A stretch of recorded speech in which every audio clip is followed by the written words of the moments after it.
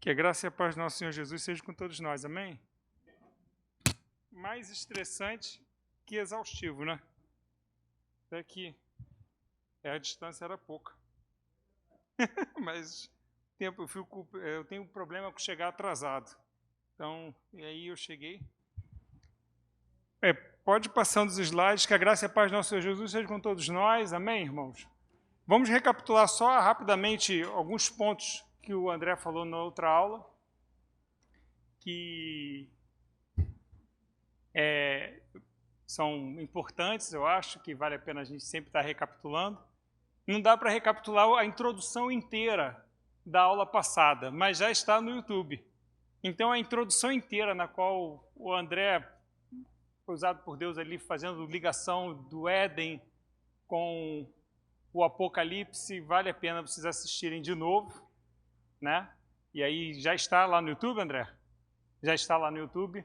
Assistam de novo, é maravilhoso e é bom para que a gente possa compreender o Apocalipse, porque ele não pode ser entendido isoladamente, senão a gente vai viajando muito. A gente precisa entender ele dentro do contexto das Escrituras, amém? Outra coisa que a gente ressaltou na aula passada é que o Apocalipse é a revelação de Jesus. Não é a revelação que Jesus trouxe, é a revelação de Jesus.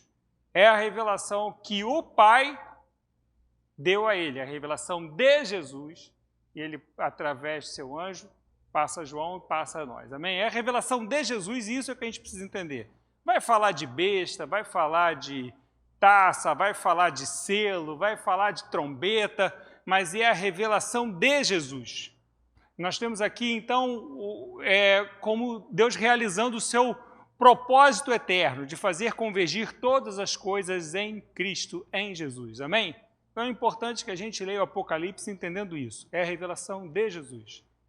E, por fim, o testemunho, a importância da igreja entender que nós recebemos poder. Não, a gente pensa em poder para muita coisa, mas a Bíblia diz que recebereis poder e sereis minhas testemunhas. É poder para testemunhar do Senhor, ok? E aí, 3 pontos que nós citamos, a pastora citou aqui também no final, que são Moisés, Noé e Ló, né? Que Abraão, que testemunhou intercedendo, Noé, que testemunha trabalhando, e Ló, que testemunhou obedecendo. Então, esses 3, Abraão, Noé e Ló, ok? Então, como foi nos dias de Noé, como foi nos dias de Ló, e aí a gente estava falando dos testemunhos. Hoje pode passar, volta, não sei, o slide 9. Vai. Pode ir, isso aí. Versículo 3. Vamos então, a gente está falando do texto.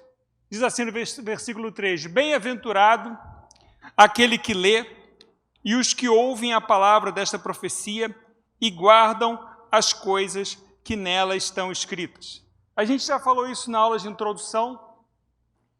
Esse é o único livro das Escrituras que possui uma bênção específica para todo aquele que lê, para todo aquele que ouve e para todo aquele que guarda as palavras. É óbvio que bem-aventurado é aquele que faz isso a respeito de toda a palavra de Deus, amém? Mas existe uma promessa específica para quem lê, para quem ouve e para quem guarda essas palavras. Eu acho que o ler é um aspecto importante, a gente lê. É lógico que esse contexto aqui, ele está falando de um contexto onde nem todo mundo sabia ler. Então, quando está falando então de uma leitura pública, porque eu leio e alguém ouve, tá certo? Então, não é só daquela leitura secreta que a gente faz na nossa casa, mas ele está falando de alguém que lê em voz alta para que as outras pessoas possam ouvir. Então, ele está falando aqui de algo que está dentro de uma esfera de confessar.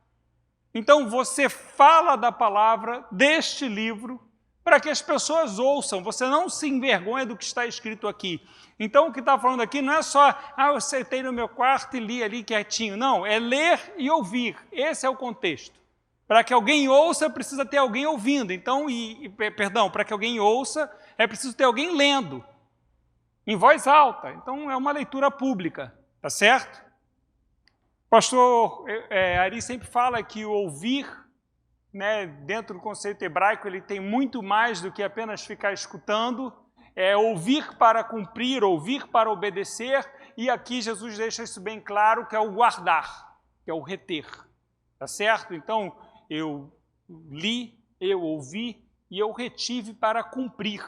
E quem fizer isso é bem-aventurado.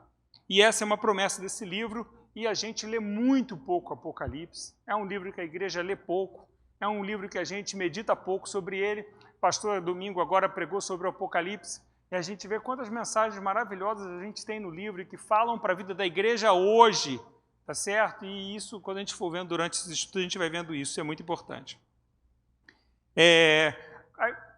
As 7 bem-aventuranças, no livro de Apocalipse nós encontramos 7 bem-aventuranças, tá certo? Então são 7 bem-aventuranças, são citadas no livro. A primeira está em Apocalipse 1:3, acabamos de ler, bem-aventurados os que leem, os que ouvem, os que guardam as palavras dessa profecia. Bem-aventurado está em Apocalipse 14:3, os mortos que desde agora morrem no Senhor. Bem-aventurado, Apocalipse 16:15, aqueles que vigiam e guardam as suas vestes. Apocalipse 19:9, bem-aventurado aqueles que são chamados à ceia das bodas do Cordeiro. Apocalipse 26, bem-aventurado e santo aquele que tem parte na primeira ressurreição. O que é a primeira ressurreição, Paulo Henrique? Apocalipse 20, gente, calma. Apocalipse 22:7, bem-aventurado aquele que guarda as palavras, e a profecia deste livro é uma repetição, basicamente, do primeiro, tá certo? E o Apocalipse 22:14, bem-aventurado aqueles que lavam as suas vestiduras no sangue do Cordeiro. Essas são as 7 bem-aventuranças que nós encontramos no livro de Apocalipse. Pode passar? Ali. Apocalipse 1:4. João, as 7 igrejas que estão na Ásia, graça e paz seja convosco, da parte daquele que é, e que era, e que há de vir, e dos 7 espíritos que estão diante do seu trono. E da parte de Jesus Cristo, que é a fiel testemunha, o primogênito dentre os mortos, o soberano dos reis da terra, aquele que nos amou, e em seu sangue nos lavou dos nossos pecados, e nos fez reino e sacerdote para Deus e seu Pai, a Ele glória e poder para todos sempre. Amém. Amém. Queria falar alguns pontos, nós vamos começar a entrar no estudo das Escrituras, e eu queria citar alguns pontos para vocês. Sempre que vocês forem fazer um estudo bíblico, vocês se inscreverem num curso, seja lá de teologia, qualquer curso que vocês forem fazer de teologia, de estudo, seja lá de evangelhos, qualquer cartas paulinas, a primeira coisa que você precisa se informar é qual a concepção que essas pessoas, que o professor, que a escola, que aquele curso de teologia tem a respeito das Escrituras, de que modo eles entendem as Escrituras. Como eles julgam aquele texto que vai ser estudado ali, isso é muito importante. Porque dependendo do modo como eles vão olhar para esse texto, você pode aprender muita heresia por conta disso, e na verdade você tem um ataque à sua fé, ao invés de ter uma fé enriquecida. Amém? Eu coloquei ali em sobrescrito, quando vocês leem as suas Bíblias, você já viu que o pastor ali fala, olha, temos uma tradução, minha tradução é um pouco diferente. Nós temos variantes que a gente pode discutir, tipo assim, qual a melhor palavra aqui? É essa ou aquela? É reino ou reis? É soberano ou governante? É lavou ou livrou? Então, eu coloquei ali as variantes textuais que você pode encontrar nas traduções que você vai pegar na Bíblia. De forma geral, não está alterando muito o sentido do texto, tá certo? Mas o que é importante? Qualquer curso de teologia, é assim que nós vamos entender a Bíblia durante esses dias que nós vamos estudar Apocalipse. Pode passar? Primeira coisa, Nós colocamos em sobrescrito algumas variações que são encontradas nos textos gregos de Apocalipse. 2. Quanto a isso, é firme o fundamento de que as Escrituras são inspiradas, inerrantes e, por consequência, suficientes e infalíveis para a fé, para a edificação, para o ensino, para a revelação da vontade de Deus para a sua igreja. Se, aonde quer que você vai estudar, não for este o comprometimento com a palavra, que a palavra é inspirada, inerrante, suficiente e infalível, não se inscreva. Não faça o curso. Não perca tempo. Amém? Você precisa saber se essas pessoas creem que as Escrituras são inspiradas. Elas creem que a Escritura é inspirada? Ok. Não importa se ele é calvinista ou arminiano. Eles creem que a Escritura é inspirada. Não importa se ele é pré-tribulacionista ou pós-tribulacionista. Se eles creem que a Escritura é inspirada. Ok? O que importa é se eles creem nas Escrituras como inerrantes e inspiradas. Isso é importante. Ok? Terceira observação. Durante esse curso, nós iremos tratar o texto do Apocalipse nesse estudo, tendo em mente em nossos corações que a Bíblia é inspirada e Deus preservou a sua revelação para o seu povo. Revelação essa constante no decorrer do tempo e estando sempre em uso para o seu povo. Amém? Esse é o modo como nós iremos tratar as Escrituras durante o curso de Apocalipse. Por que eu coloquei ali coloridinho? Essa é uma sugestão que a gente faz para vocês. Quando vocês forem estudar um texto, separe esse texto. Você pode separar até por palavra, se você quiser. E aí você vai ter uma coisa expositiva. Você vai conseguir indo buscar cada sentido do que essa palavra quis dar para você. E isso é muito enriquecedor. Próximo. João, as 7 igrejas. O que nós temos nessa introdução ali é um padrão, tá certo? Nós temos os 3 elementos básicos das cartas padrões da época, que é o remetente, João, o destinatário, que eram as 7 igrejas, e a saudação, que é graça e paz. João envia essa carta a 7 igrejas, e isso é muito importante. Lembra que a gente falou na primeira aula? Quando a gente vai interpretar o Apocalipse, você precisa ter uma visão o quê? Primeira, histórica, ok? Então, essas igrejas, elas existiam historicamente, ok? Mas só existiam essas 7 igrejas na Ásia? Não!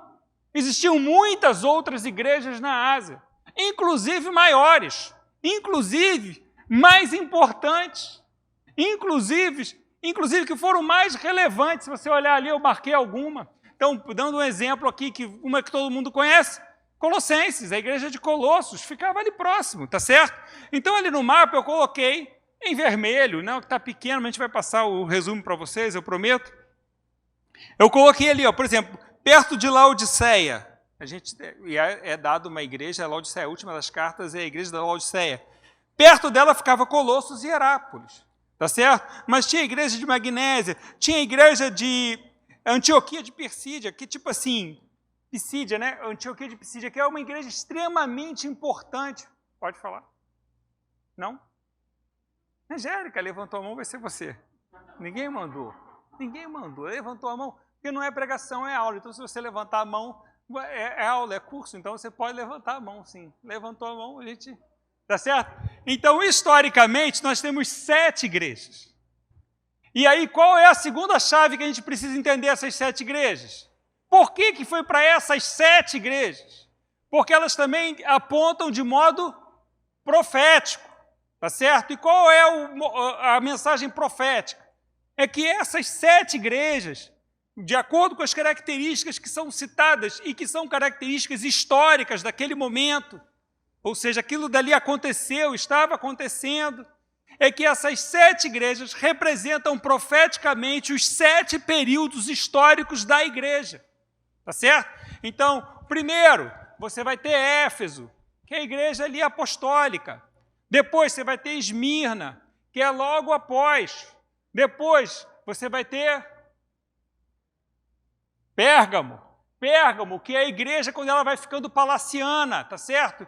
é quando surge ali, é Constantino. A partir de Constantino, a gente já pode dizer que é a igreja de Pérgamo.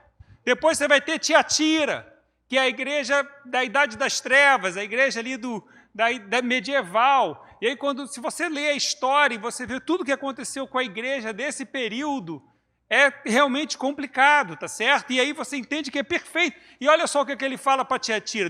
Olha, Jesus fala o seguinte para Tiatira: eu te dei tempo para que se arrependesse.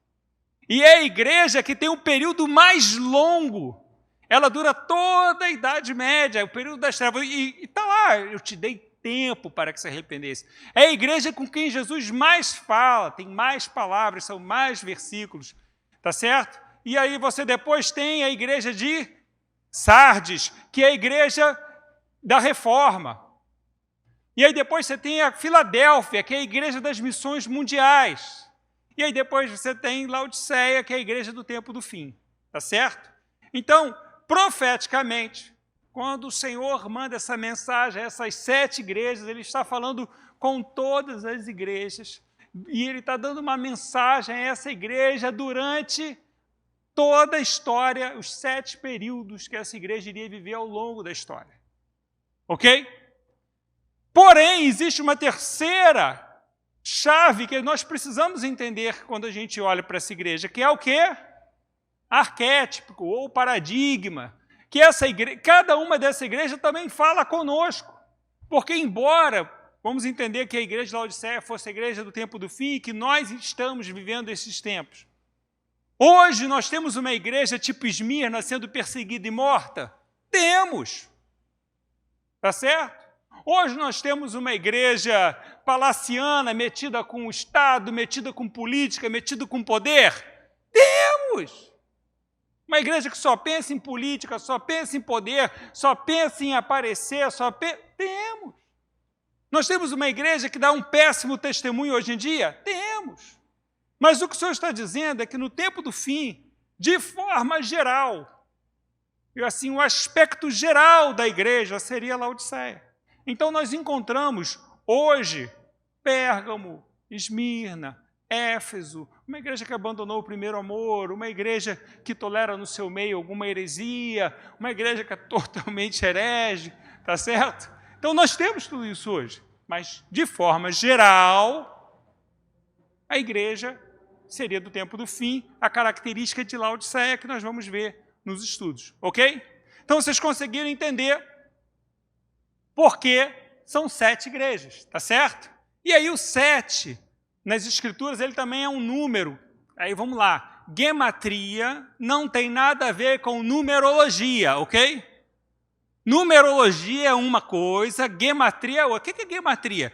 Gematria é um estilo de escrita hebraico, é algo que os hebreus fazem, onde eles inserem números no texto, e esses números, por si só, eles trazem uma mensagem. Ok? Então, quando diz 7, também está dizendo assim, olha, é a plenitude das igrejas. É a igreja toda.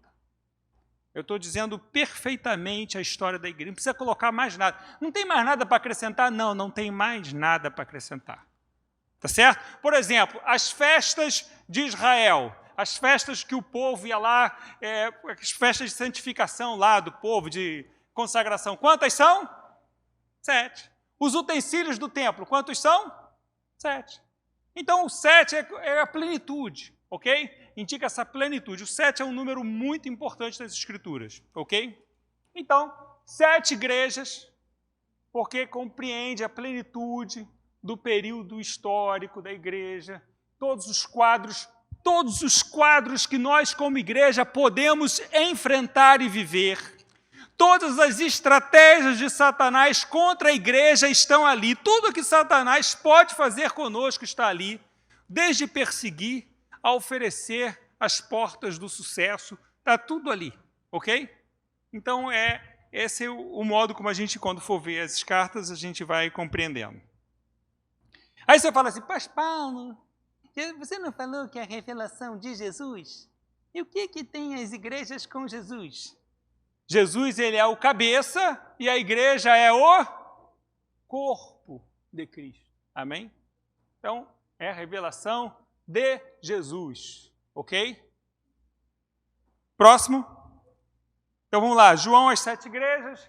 E vamos lá, afinal de cada mensagem, ele diz assim, ouça o que o Espírito diz às igrejas. Ou ainda diz, quem tem ouvidos, ouça o que o Espírito diz às igrejas. Então, quando o Senhor está falando a Éfeso, ele está falando com quem? Com as igrejas. Quando o Senhor está falando com Pérgamo, está falando com quem? Com as igrejas. Embora exista historicamente Éfeso, Tiatira, Pérgamo, e a gente saiba algumas coisas dessas igrejas, nós vamos comentar aqui. Quando Deus fala, outro ponto interessante, quando Deus fala a sua igreja universal, não a igreja universal, mas a sua igreja universal, ele se dirige às igrejas locais. É na localidade que cada igreja deixa de ser um conceito e passa a ser uma realidade. Ou seja, o Senhor não trabalha com uma denominação, mas ele trabalha com uma igreja em uma localidade. É a igreja na região oceânica de Niterói. É aqui, na região oceânica de Niterói, que a igreja, não a videira, a igreja do Senhor, ok? Ela deixa de ser um conceito e passa a ser realidade. Então, o Senhor ele fala com todas as igrejas, mas está se dirigindo às igrejas em locais. E isso é muito interessante. Tá certo? Quarto ponto. A igreja não é enviada, as mensagens não são enviadas aos indivíduos. Elas são enviadas à igreja. Prestem atenção. É muito comum alguém falar assim, eu sou igreja. Já entendeu isso? Quem já ouviu isso? Eu sou igreja. Eu sou igreja, eu sou igreja. Já ouviu falar isso? A igreja sou eu. Você não é igreja. Que isso, Paulo? Não. A palavra igreja significa o quê? Eclésia. Mas significa o quê? A assembleia. A assembleia tem quórum mínimo. A assembleia do seu condomínio. Diz o seguinte quando você recebe a sua cartinha do condomínio. Quem mora em condomínio? A reunião será realizada às 8h30, com quórum mínimo de 15 pessoas. Não havendo 15 pessoas até às 9, começar-se-á com o quórum com as pessoas que tiverem, não é isso? Então ele estipula um quórum mínimo e depois a gente vai começar qualquer um. Mas Jesus estipulou quórum mínimo. Onde estiverem, ou 3. Igreja é assembleia. Não existe assembleia de um indivíduo só. Não existem lobos solitários ou ovelhas solitárias. Não existe uma assembleia de um. Pode ter até uma assembleia de 2. Pode ter até uma assembleia de 3. Mas de um, não. A assembleia pode ser na sua casa. A assembleia pode ser aqui. Pode ser na sua empresa. Mas de um, não. Hoje nós temos um movimento muito dessa coisa individualista, desse algo de se isolar. Mas quando a gente lê a mensagem de Apocalipse, ela é totalmente contrária a isso. E a gente vai ver isso conforme a gente for lendo, ok? Então é muito importante isso. Nós somos igreja. Amém? Nós somos. Você na sua casa, com a sua família, vocês são igreja. Desde que vocês sejam, de fato, uma Assembleia dos Santos. Amém? E, às vezes, né? Mas deixa quieto. É estudo. Próximo. Graça e paz seja convosco da parte daquele que é, que era e que há de vir. Graça é uma saudação comum grega. Os helenos saudavam graça. E paz, quem saudava?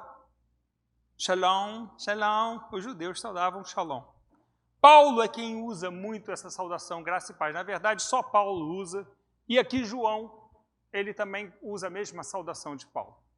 Mas, segundo quem entende o texto, não é muito o meu caso, eu sou professor, não sou tanto pesquisador, é que como se a graça e tanto a paz do judeu, ela fosse passada num sentido de desejo a vocês. Eu te desejo graça, eu te desejo paz. Mas na mensagem cristã é tipo assim, você tem graça e paz no Senhor. É algo que você já pode desfrutar, o melhor de todos os mundos. o melhor do mundo grego, o melhor do mundo judeu, o melhor do mundo secular e o melhor do mundo religioso, isso está em Cristo. Graça e paz você tem nele hoje, já. E essa era a saudação de Paulo. Não importa, eu sou grego, graça você tem em Cristo. Eu sou judeu, paz você tem nele. Em Cristo você tem graça e paz. Essa era a mensagem cristã naquele mundo, tá certo? Ou seja, isso pode ser plenamente experimentado em Cristo. Graça e paz não traz nem de longe a esfera ou cenário de medo, mas doçura, encorajamento e total consolo. Uma carta que começa graça e paz. Ele está querendo tudo, menos estimular medo em nosso coração. Você consegue entender isso? Então o Apocalipse não é uma carta que João estivesse querendo estimular medo, passar terror, para que alguém ficasse, vocês vão ficar apavorados que o Senhor vai voltar. Não, é uma carta de encorajamento. Olha, graça e paz. O Senhor vai voltar e a gente vai ver isso aqui hoje. Essa é a mensagem cristã e essa é a mensagem do Apocalipse. Se a gente não pode, entendendo o texto, ler o Apocalipse e ter medo, se sentir angustiado, se sentir temeroso, porque a gente vê que as coisas estão se cumprindo. Na verdade, quando a gente vê que as coisas estão se cumprindo, a gente deve se sentir alegres, jubilosos, porque o Senhor nos deu poder para sermos suas testemunhas. Quando a hora chegar, essa é a palavra de Deus, essa é a promessa de Deus. Recebereis poder para seres e sereis minhas testemunhas. Quando a hora chegar, essa é a mensagem cristã, você já recebeu o poder para ser testemunha dele. Essa é a mensagem. O Senhor estava graça e paz. O Senhor está vindo, e quando a gente for falar da igreja de Esmirna, a gente vai entender isso que eu estou falando aqui, amém? Doçura, encorajamento, consolo. E isso daqui em meio a uma comunidade que vai passar pelo Vale da Sombra da Morte. Então, quando a gente olha para essa carta, isso aqui são os dias de Domiciano, depois vão ver dias piores ainda, os dias de Diocleciano foram piores ainda, e são 10 perseguições do Império Romano, tá certo? Foram 10 perseguições que o Império Romano fez de forma nacional, de forma ordenada, e a igreja passou por esse período todo. Aquele que é, que era e que há de vir. Isso é uma paráfrase do nome divino. Eu sou o que sou, tá certo? Então, o nome de Deus, como ele se deu a conhecer a Moisés, eu sou o que sou, Jeová, Yahvé, tá certo? Isso é uma paráfrase. Aquele que é, que era e que há de vir. Essa fórmula acontece só em Apocalipse e acontece mais 3 vezes, então são 4 vezes. A expressão que há de vir é muito interessante. Quase sempre, quando Deus se revela ao seu povo, ele se revela num conceito de salvação. Quando Deus está lá em Êxodo, quando ele vai dar os 10 mandamentos, Deus está dando os 10 mandamentos. Ele poderia dizer o que para o povo? Eu sou o Senhor que criou os céus e a terra. Ele não criou os céus e a terra? Criou os céus e a terra. Eu sou o Senhor que fiz todas as coisas. Ele está se revelando. Mas quando ele se revela ao povo lá em Êxodo, pode passar o próximo. Êxodo 22, ele fala assim, eu sou o Senhor que te tirei da terra do Egito. O Senhor está se revelando ao seu povo, lógico que ele tem todo o poder, mas ele está se revelando ao seu povo, olha, eu que te salvei. E aqui o Senhor está se revelando novamente dentro de uma esfera de salvação, que ele está dizendo assim, olha, eu não estou inerte, eu não estou inoperante, eu estou vindo, eu vou ir, eu vou até aí, eu vou chegar. Quando você está ensinando o seu filho a andar, eu não tive filho, mas já vi alguns filhos, os pais ensinando, e falam assim, vem, não é assim? E o filho vem andando. Deus está dizendo assim, eu vou aí, eu estou indo aí. Essa distância daqui, eu vou correr. Essa distância que existe entre você e Deus, é Ele quem vai percorrer. Essa é a mensagem. Então, ele está falando assim, olha, aquele que é e que era, não é aquele que é, que era e que foi. Ó, aquele que é, que era e que será. Vamos botar os 3 tempos. Aquele que é, que era e que será. Não seria o lógico? Não. É aquele que é, que era e vai vir. A gente lê isso e não percebe que o texto parece sem lógica, porque se ele é aquele que é e ele é aquele que era, a próxima coisa que vai dizer é que ele é aquele que será. Não. Ele é aquele que virá. Ele está vindo. A mensagem de salvação. João está falando assim, olha, ele está vindo. Ele vem. Está certo? Pela aflição dos seus filhos, pela santidade do seu nome, Deus deixa o seu lugar e vem ao nosso encontro. E essa é a mensagem. Próxima. Isso daqui eu queria que vocês guardassem. Rete disse que as coisas importantes tem que colocar grande. Grande. Em toda e qualquer circunstância, a mensagem cristã é que ele sabe, ele viu, ele se importa e ele está vindo. Essa é a mensagem que João está dizendo para a sua igreja. Ele sabe. Ele vai falar assim, eu sei onde tu moras. Eu sei que tu é fraco. Eu sei que tua força é pouca. Eu sei que tu habita no trono de Satanás. Eu sei. Ele está dizendo, eu estou vendo. Eu vejo, eu me importo. E eu estou vindo. Eu não sei o que você está passando, mas essa é a mensagem. Ele está vendo, ele se importa, ele sabe, ele está vindo. É impossível que, tendo isso em mente, voltarmos à leitura desta profecia e não identificar as muitas notas de esperança e encorajamento que nós vamos ler nos próximos dias, enquanto estivermos estudando Apocalipse. Infelizmente, muitos cristãos acreditam, eu botei um apenas entre aspas, porque não é um apenas, já é muita coisa, né? Que um dia chegaremos aos céus. Mas a mensagem bíblica, a promessa de Deus, é que Ele vai invadir a nossa realidade outra vez. Essa é a mensagem do Apocalipse. Deus já invadiu nossa realidade uma vez em Jesus, e Ele vai invadir a nossa realidade outra vez, e dessa vez vem o reino. E quando eu preguei outro dia aqui sobre o Evangelho, eu falei o quanto isso tem a ver com a mensagem do Evangelho, que quanto isso tem a ver com o significado de Evangelho, deve estar lá no YouTube, em alguma pregação lá. Próximo. E dos 7 espíritos que estão diante do seu trono. Ponto. Já falamos sobre 7. Já entenderam 7. Mas qual é essa ideia de 7 espíritos? Onde nós encontramos? Vamos entender isso, amém? Para a gente poder entender. E os 7 espíritos estão diante do seu trono, ok? No Apocalipse, nós encontramos esses 7 espíritos citados 4 vezes. Apocalipse 1:4. Os 7 espíritos de Deus são mencionados na saudação introdutória do livro, estamos lendo aqui agora. 3:1. Jesus se apresenta à igreja em Sardes como sendo aquele que tem os 7 espíritos de Deus. Tá certo? Apocalipse 4:5, que nós vamos ler daqui a pouco. Na visão do trono de Deus, nós estamos falando que isso aqui é a revelação de Jesus, amém? Na visão do trono de Deus, os 7 espíritos de Deus aparecem relacionados à figura das 7 lâmpadas que estão diante do trono. Ok? Eu vou ler daqui a pouco para vocês, vai estar tudo ali.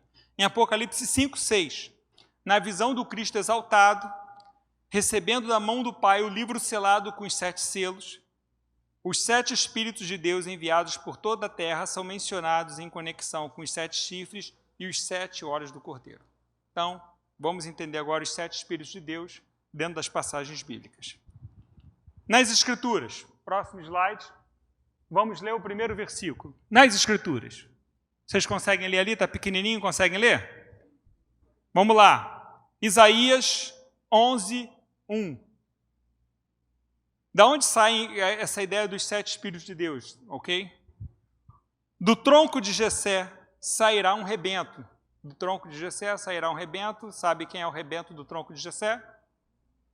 Amém? Jesus. E das suas raízes, aí Davi, né? E de suas raízes um renovo. Esse renovo, que depois que foi cortado, o que é o renovo? Quando se corta um tronco, você pega uma árvore e corta. Tipo, você não quer essa árvore aqui, você corta a árvore. Deixou só no tronco. Não começa às vezes a brotar os galhos desse tronco que você deixou. Você achou que tinha matado a árvore. Esses galhos que brotam é o renovo. Quando você tem lá Davi, e vai seguindo a descendência de Davi, quando chega em Jeconias, o tronco ele é cortado, mas brota um renovo. Desse tronco cortado, brota um renovo. Esse é o renovo, Jesus é o renovo. Amém? Desse tronco cortado surge o renovo. Repousará sobre ele o Espírito do Senhor. 1. O Espírito de sabedoria. 2. De entendimento. 3. O Espírito de conselho. 4. De fortaleza. 5. O Espírito de conhecimento. 6. E o temor e o Espírito de temor do Senhor. 7. Essa é a descrição dos 7 Espíritos do Senhor. Amém? A plenitude, como se fosse a plenitude. E repousará sobre quem? Sobre o renovo. Amém? Ele é aquele que tem os 7 Espíritos do Senhor. Isso é uma figura. Vamos ler mais uma passagem para a gente entender esses 7 Espíritos do Senhor. Amém? Zacarias 4, de 1 a 10. Eu vou dar um pulão. Como vocês podem ver, não está de 1 a 10 todo ali, ok? Mas só a parte que nos interessa. Tornou o anjo que falava comigo e me despertou, como um homem que é despertado do seu sono, e me perguntou, o que você está vendo? O anjo perguntou a Zacarias, o que você está vendo? E ele falou assim, respondi, olho, e eis um candelabro, todo de ouro, e um vaso de azeite em cima com as suas 7 lâmpadas e os seus 7 tubos. Então perguntei ao anjo que falava comigo, meu senhor, o que é isso? Ele teve uma visão, viu um vaso de azeite em cima, candelabro. Senhor, o que é isso? Versículo 5. Respondeu-me o anjo que falava comigo, não sabes tu o que está vendo? Respondi, não, meu senhor. Prosseguiu ele e me disse, ele começou a falar algumas coisas com Zacarias. No versículo 10, ele então responde, aquele candelabro que você viu, são os 7 olhos do Senhor que percorrem toda a terra. Então ele está dizendo que o candelabro que ele estava vendo era um símbolo dos 7 olhos do Senhor que percorrem toda a terra. Ok? Falamos de 7 olhos, 7 Espíritos de Deus, 7 olhos, o candelabro. Vocês entenderam o candelabro, né? Na verdade, Moisés, ele fez uma figura do que ele viu. Então, Moisés viu. João vai dizer o que Moisés viu e o que ele mandou fazer. Tá certo? João vai dizer agora o que Moisés viu. Próximo. Vamos juntar as escrituras. Vamos juntando as passagens. Apocalipse 4, 5. Do trono saem relâmpagos, vozes e trovões, e de diante do trono ardem 7 tochas, 7 lâmpadas, que são os 7 Espíritos estão representados nas 7 lâmpadas. Mas você não disse que as 7 lâmpadas são os 7 olhos? Vamos ler Apocalipse 5, 6. E olhei, e vi que no meio do trono, e dos 4 seres viventes, e no meio dos anciões, ou seja, no centro, estava em pé um cordeiro. Quem é o cordeiro? Jesus. É a figura. Como imolado, que tinha 7 chifres e 7 olhos. Os 7 olhos, Zacarias 4, 10. E os 7 olhos, os quais são... O que os 7 olhos são? Os 7 Espíritos de Deus enviados por toda a terra. Então, o cordeiro, ele tem os 7 olhos, que são os 7 Espíritos de Deus enviados por toda a terra. Essa é a imagem de Jesus glorificado. É isso que João está vendo. E aqui a gente está tendo a revelação de Cristo, de Jesus glorificado. Resumindo, o candelabro com suas lâmpadas é a figura dos 7 olhos do Senhor. Vimos isso? E dos 7 Espíritos do Senhor. A gente também viu que os 7 olhos são os 7 Espíritos. Tá certo? Está lá em Zacarias. Vocês leram lá em Zacarias. O Cordeiro tem os 7 olhos do Senhor. Jesus tem os 7 olhos do Senhor. Os olhos do Senhor do Antigo Testamento agora estão no Filho, porque o Pai se revela no Filho, porque é um só Deus. Isso daqui é uma descrição da divindade de Jesus. Os 7 olhos de Jeová, eles estão no Filho. O Filho tem os 7 olhos do Senhor. O Filho é onisciente, o Filho vê todas as coisas. Essa é uma característica exclusiva do Pai que nós encontramos no Filho, porque o Filho é Deus. É isso que João está tendo, essa revelação. E nós vamos ver daqui a alguns dias, hoje ou no próximo dia. Vocês lembram quem é João? Isso foi importante na primeira aula. Parece que a gente fala algumas coisas que não têm importância. Quem era João? João que escreveu o Apocalipse. Quem era João? Discípulo de Jesus, ok. Ficou quanto tempo andando com Jesus? Ministerialmente? 3 anos, talvez menos, talvez menos.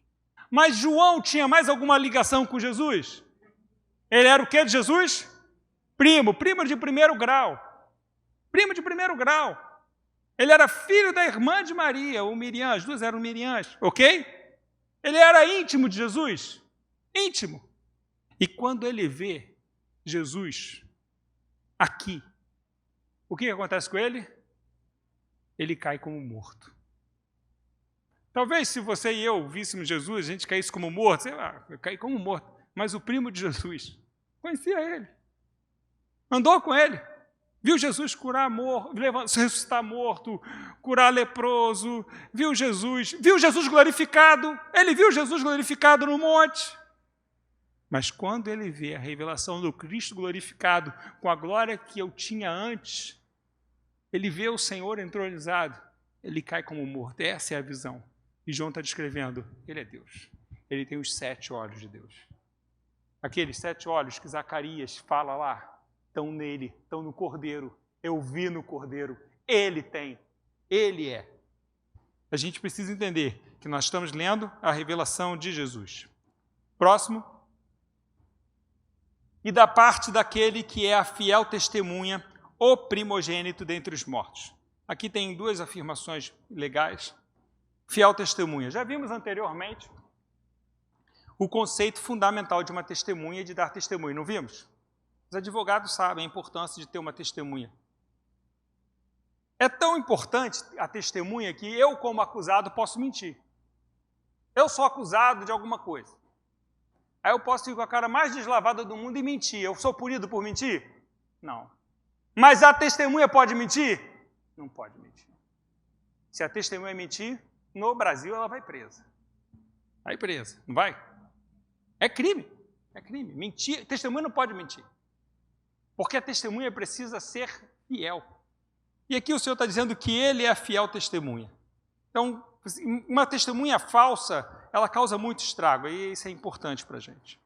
E em Provérbios 19, 5 e 9 fala assim, a testemunha falsa não ficará sem castigo, e aquele que despeja mentiras não sairá livre. O Senhor fala algo interessante quando ele fala, no Novo Testamento, ele fala assim, é impossível que não venham os escândalos, mas ai daquele por meio de quem vieram os escândalos. Melhor lhe fosse amarrar uma pedra no pescoço e se atirar no fundo do mar, do que fazer um dos meus pequeninos tropeçar. O Senhor está falando que o que essa pessoa fez? Ela deu um falso testemunho, ela não foi uma boa testemunha. O Senhor está dizendo, olha, é melhor você ter se atirado ao fundo do mar do que ter feito um mau testemunho a um dos meus pequeninos. Por isso nós recebemos poder para sermos suas testemunhas, amém? Próximo. Vamos continuar. Jesus é a testemunha fiel, porque somente nele podemos conhecer Deus sem distorção, sem equívocos. Ele é a imagem do Deus invisível. Nele temos a plenitude da divindade, ou seja, nós não conhecemos Deus senão por Jesus. Amém? João vai dizer assim, olha, ninguém viu o Pai. O Filho unigênito que estava no seio do Pai é quem o tem revelado. Quando você lê o Antigo Testamento, você vai ver várias vezes homens que parecem que viram o Pai. Mas Jesus fala assim, e isso é muito importante, porque quando Jesus falou isso, os judeus entenderam exatamente o que Jesus estava falando e quiseram apedrejá-lo. Porque Abraão, no Antigo Testamento, quando você lê, a impressão que você tem é que Abraão vê Deus. Mas Jesus fala assim, Abraão viu os meus dias e se alegrou. Jesus está dizendo assim, Abraão me viu e ficou contente. Abraão não viu o Pai, porque é o Filho de Deus quem o tem revelado. Ele é a imagem do Deus invisível. Somente nele nós podemos conhecer o Pai. Deus, o Pai, ele é aquele que habita na luz inacessível. Uma luz que nós não podemos acessar, é inacessível. O Pai só é plenamente conhecido no Filho. Nós falamos com Deus, falamos de Deus, falamos sobre Deus, mas qualquer testemunho ou juízo elaborado com os nossos sentidos, inclusive intelectual, a partir da queda, é distorcido. Depois da queda, nossas emoções, nossa intelectualidade, tudo isso é distorcido. Então, tipo assim, eu vou conhecer Deus através das minhas emoções. Está ruim. Você vai escambar para alguma heresia. Não, vou usar a minha intelectualidade. Vai escambar para outra heresia. O Senhor só é plenamente conhecido em Cristo. E a gente vai ver algumas passagens que vai falar sobre isso, ok? Você entende que fomos chamados para ser testemunhas? Não precisava botar esse azul todo, mas vamos lá. Tem ali as perguntinhas, era para ser feito por etapas, mas foi tudo. Vocês sabem, agora vocês sabem, óbvio, a palavra grega para testemunho? Está ali. Não olha, proibido. Quem não olhou ainda? A palavra grega para testemunho é martíria. Da onde vem a palavra martírio? Da onde vem a palavra Marte? Porque essa palavra, o cristão ser testemunha de Cristo, significava morrer. Então, quando a gente tem, fulano foi um mártir porque ele morreu, na verdade, ele foi uma testemunha. O testemunho, dentro do cristianismo, ele indica compromisso com a vida. Ser testemunha de Cristo significa se comprometer com a própria vida. Em nome da fidelidade ao Senhor. Em nome da fidelidade à sua verdade. E isso é muito difícil, porque a gente pensa que testemunhar é falar para alguém. Olha, testemunha do Evangelho ali para alguém. Fala assim, Jesus morreu por você. Jesus te ama. Eu testemunhei do Evangelho para ele. Testemunhar é martírio. Testemunhar, a ideia cristã é que você vai colocar, inclusive, em risco a sua vida. Mas hoje, qual é o problema hoje que nós temos na igreja, de forma geral? Nós temos vergonha. Se a gente, no meio da igreja, por exemplo, vamos chamar aqui um irmão para orar. E tem um irmão, eu vou orar. No meio da igreja, todos nós somos muito ávidos para externar o nosso cristianismo. No meio da igreja, todos nós externamos o nosso cristianismo muito facilmente. Mas quando a gente sai desse círculo de igreja e vai para um círculo ímpio, para um círculo de gentio, pode ser no trabalho, pode ser na faculdade, pode ser numa área de lazer, numa atividade de lazer que você esteja fazendo, onde você está com pessoas que não creem, a gente esconde o nosso cristianismo porque nós temos medo de sermos perseguidos, de sermos ridicularizados, de sermos menosprezados, de sermos preteridos, de não sermos queridos. Mas ser testemunha é sustentar o seu compromisso com Cristo com o compromisso da própria vida, com o comprometimento da própria vida. O que vai dizer de ser ridicularizado, de as pessoas não gostarem de você, de te excluírem do Facebook, de te cancelarem no WhatsApp. Vamos participar e de você cancelado. Deixa você ser cancelado. Você não pode ter o nome apagado do livro da vida. É isso que a palavra de Deus diz.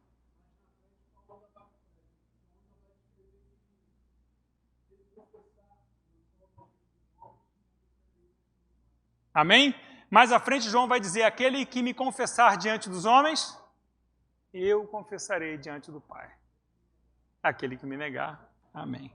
Então, no Império Romano, a coisa era um pouco mais hard. Lá eles trabalhavam com 330 volts, aqui a gente trabalha com 110.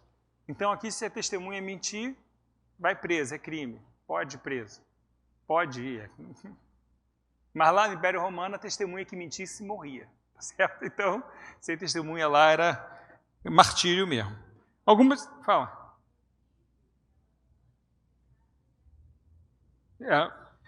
Se você assistir alguns filmes assim americanos, o cara jura, né? Juro dizer a verdade, somente a verdade, toda a verdade. Eu não sei, no Brasil eu acho que não tem isso não. Mas no Brasil ela é advertida, que se mentir ela vai em cana. Ok. João 16:1, algumas passagens próximas, diz assim, tenho-vos dito essas coisas conhecer, tá certo? Você está falando de conhecer. Nós só conhecemos plenamente o Pai em Jesus, amém? Tenho-vos dito essas coisas para que não vos escandalizeis. O pastor falou aqui no domingo, né? E a gente já falou no outro, que é a importância. Por que o Senhor está nos contando o Apocalipse? Porque o Senhor nos está contando algumas coisas que a gente viu em João, né? Para que a gente não se escandalize. Escandalizar é aquela palavrinha no grego que a ideia dela é o quê? Tropeçar. Escândalo, a ideia é tropeço. Então eu estou falando dessas coisas para que vocês não tropecem, para que vocês não... Tá certo? Eles vos expulsarão da sinagoga. A igreja, ela nasce na sinagoga e fica bastante anos na sinagoga. Mas vem a hora, eles vos expulsarão da sinagoga. Isso vai acontecer daqui a pouco. Mas vai vir a hora que todo que vos matar julgará com isso tributar culto a Deus. Isto farão porque não conhecem nem o Pai nem a mim. Porque o conhecimento que eles possuem de Deus não é através do Filho. Eles conhecem Deus através de um falso profeta, eles conhecem Deus através de uma leitura espúria, eles conhecem Deus através da sua intelectualidade ou da sua loucura, mas não através do Filho. Ele é a testemunha fiel do Pai. Amém? João 14:7. Se me conhecessem, também a meu Pai conheceriam, porque quem conhece o Filho, ele é a testemunha fiel, conhece o Pai. E a partir de agora, lhe conhecem e lhe viram. Ele está dizendo assim, a partir de agora, eles conhecem e viram o Pai. Porque eles estavam vendo quem? Ele. Ok? Mateus 17:5. Este é o meu Filho amado, em quem tenho prazer, complacência. A ele ouçam. O Senhor está falando do Monte da Transfiguração. E Mateus 11:27. Todas as coisas me foram entregues por meu Pai. Não precisamos tacar fogo em nada. Nós não precisamos dar tiro em ninguém. Nós não precisamos tomar pela força nada. A igreja não. Nós confiamos que o nosso Senhor vem. Nós vamos fazer o nosso papel de cidadão e participar politicamente da vida de nosso país. Faz parte. Mas qualquer outra coisa que tire o Senhor do centro é idolatria. Qualquer outra coisa que tire o Senhor do centro da nossa vida é idolatria. Seja idolatria ideológica, seja idolatria de seres humanos, seja idolatria de partido. Se você cancelou alguém, você está me ouvindo aqui, você é irmão, você é cristão, você cancelou alguém da sua vida porque ele não vota no seu partido, não tem essa ideologia, não gosta da sua pessoa, você está em idolatria. Essa é a verdade. Você está cortando vínculos porque ele gosta de tal partido, ele gosta de tal, ele não tem. Você saiu da sua igreja porque o pastor da sua igreja votou no candidato tal. Isso é idolatria. Isso é idolatria. Você votou em quem você quis, mas o domínio dos homens está... O reino dos homens está sob o domínio do Altíssimo e ele dá a quem quer, essa é a verdade bíblica. E ele fala isso para Nabucodonosor. Deus está falando assim, olha, eu vou te botar como fera até que você entenda que você é rei da Babilônia, que você levou cativo o meu povo, que você os venceu, mas foi porque eu quis. E quando Nabucodonosor volta do seu estado de loucura, de fera, ele fala assim, ele é o Altíssimo, ele é o Senhor de tudo, e ele exalta e ele derruba. Próximo. Então, juntando os três, testemunha fiel é Jesus, o Deus encarnado, o Deus sendo conhecido na humanidade através de sua humanidade, ou seja, Deus se fez conhecido pelo homem através de sua humanidade.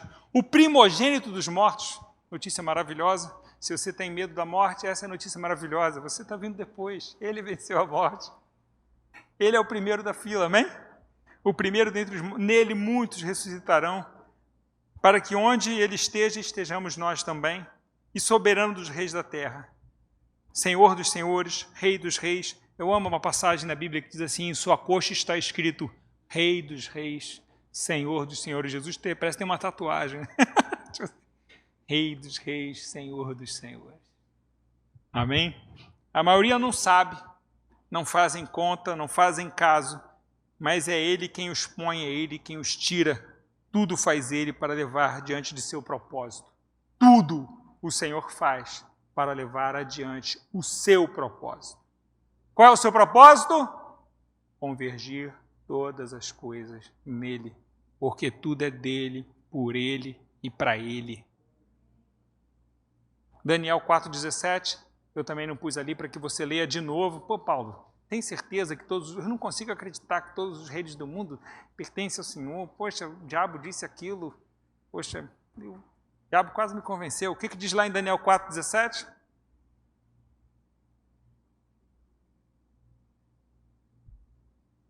Eu também não pus ali para isso. Terminamos.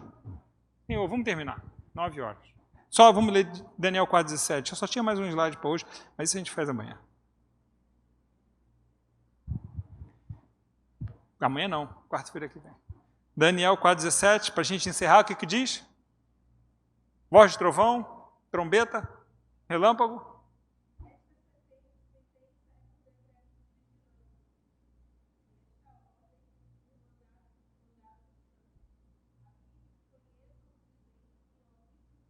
A fim de que conheçam os viventes, nós, para que a gente conheça. O quê?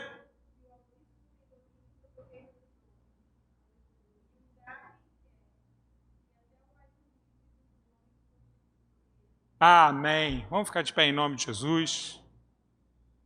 A mensagem do Apocalipse é essa mensagem de encorajamento. Não é uma mensagem de pânico, é uma mensagem de certeza que o Senhor, Ele é o governante de tudo, Ele governa tudo, tudo está sob seu controle. Amém? A gente, quarta-feira que vem, continua. Alguma dúvida? Alguma pergunta? O professor André está ali para tirar? Pastor?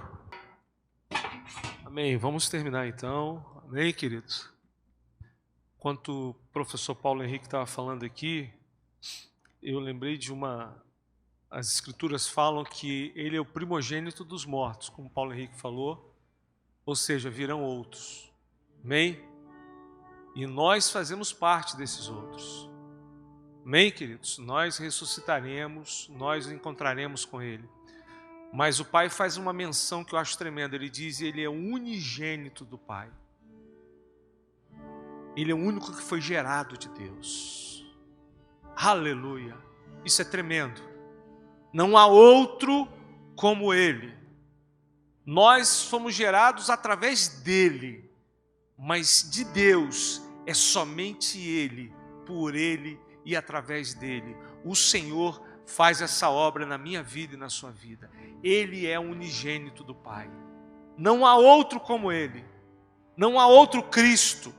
Não há outro Senhor, não há outro que governe, não há outro que tem domínio, não há outro que tem poder, porque Ele é único. E nesta noite nós estamos aqui glorificando o unigênito do Pai. Levanta a tua mão comigo. Declare a soberania de Deus sobre a tua vida, sobre a casa, sobre a tua casa, sobre as coisas que você hoje quer colocar debaixo da autoridade do Senhor. Quem sabe há coisas que estão nas tuas mãos, como foi dito aqui hoje. E como o livro de Zacarias nos fala, não é por força nem por poder, mas é pelo meu Espírito. Há coisas nesta noite, nesses dias, que precisam ação do Senhor sobre a tua vida, sobre a tua casa, sobre situações. Não é pela tua força, mas é pelo poder do Senhor, da ação dEle, que pode mudar as coisas, podem ser completamente transformadas. Eu queria que você colocasse diante do Senhor nesta hora. Nós estamos no estudo, mas eu sei que no meio das palavras há poder de Deus. Eu sei que quando nós estamos conhecendo as Escrituras, a presença do Senhor está. E se hoje é um culto de estudos, se é uma reunião de estudos, a presença dEle está neste lugar. E o poder dEle está neste lugar, nesta noite. E Ele é capaz de entrar em situações completamente insólitas na sua e na minha vida. Aleluia! E através do poder dEle, situações serem mudadas. Eu não quero criar expectativas, mas eu quero nesta noite lançar uma palavra para que a fé seja multiplicada na minha vida e na sua vida, porque a palavra do Senhor já foi lançada neste lugar.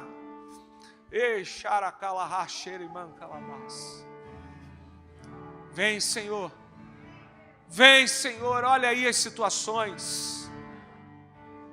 Olha, Senhor, o que está os teus servos, o teu povo passando nesses dias.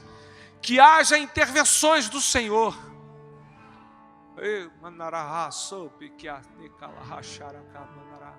Que haja intervenções do Senhor com poder. Tu és o unigênito, aquele que tem, ó Deus, como foi dito aqui, na coxa escrito Senhor dos senhores, Rei dos reis. Tu és aquele que está escrito na perna, e o pé é aquele que esmagou a cabeça de Satanás. Aleluia. Seja tempo de esmagar, Senhor. Seja tempo de dissolver as astutas ciladas de Satanás nesses dias, sobre os jovens deste lugar, sobre os jovens desta nação. Que o Senhor comece a dissolver e desbaratar as ciladas de Satanás, em nome de Jesus. Queremos orar pelos nossos irmãos que estão fora do Brasil, sobre Israel, sobre a nação de Israel, sobre Portugal, sobre Holanda, sobre Suíça. Senhor, sobre os nossos irmãos que estão lá, haja visitação do Senhor agora, poder do Senhor de restauração, abertura de portas e renovo do Senhor, como foi dito aqui hoje.